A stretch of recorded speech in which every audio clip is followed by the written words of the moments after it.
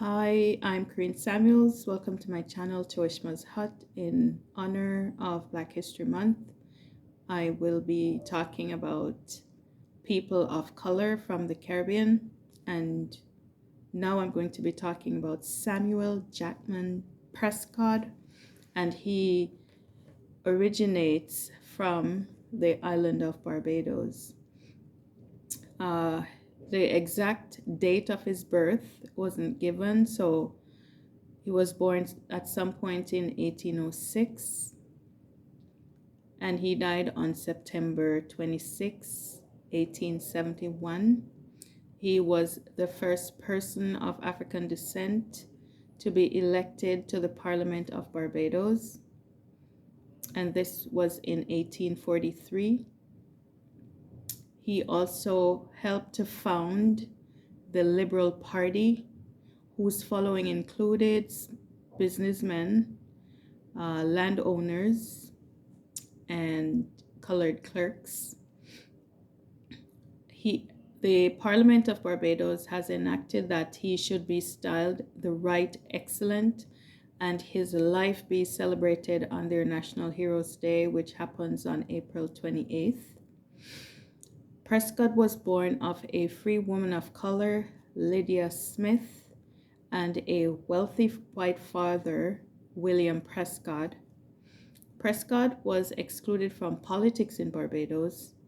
A law of 1697 required that all voters should be white, own 10 acres of land, and be Christian.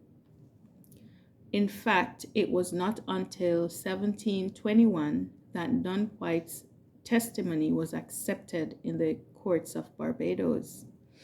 Prescod began his political work in 1829, and it was on June 9, 1831, a major change took place that allowed colored people the same rights to vote as white people. The new act passed by Sir James Lyon, the governor, removed certain restraints and disabilities imposed by the law on His Majesty's free colored and free black subjects in this land. End of quote. In fact, postage stamps of both Lyon and Prescod were issued in 2006 to commemorate this event. Although it was said that Prescod bore no distinguishing marks of Negro complexion, he was still subject to the racial discrimination endemic at that time. Even though he was well educated, a journalist, and an acknowledged leader of the colored community, he was thrown out of the Barbados House of Parliament for observing the political process like any other citizen was entitled to. It was not until 1836 that non-whites were given their first newspaper, which was called the New Times. Prescod served for 8 months without being paid before the job was taken away from him, as it was felt that his ideas were too radical. Prescod moved on to another paper, The Liberal, which was where he found his voice. This paper was targeted at working and middle-class people, irrespective of color. The paper got into financial difficulties, and Prescott was able to buy it in partnership with a man called Thomas Harris.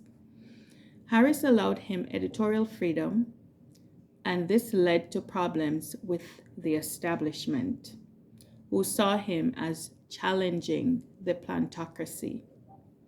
In 1838, the concept of slavery was finally outlawed, and about 80,000 slaves in Barbados lost their former status. Prescott, however, wrote, and I quote, "Fellow men and friends, I have lived to see you declared free men, and I hope to live and see you made free." End of quote.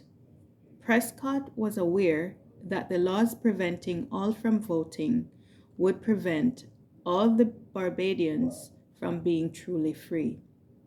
In 1840, Prescod journeyed to London to attend the World Anti-Slavery Convention on June 12th.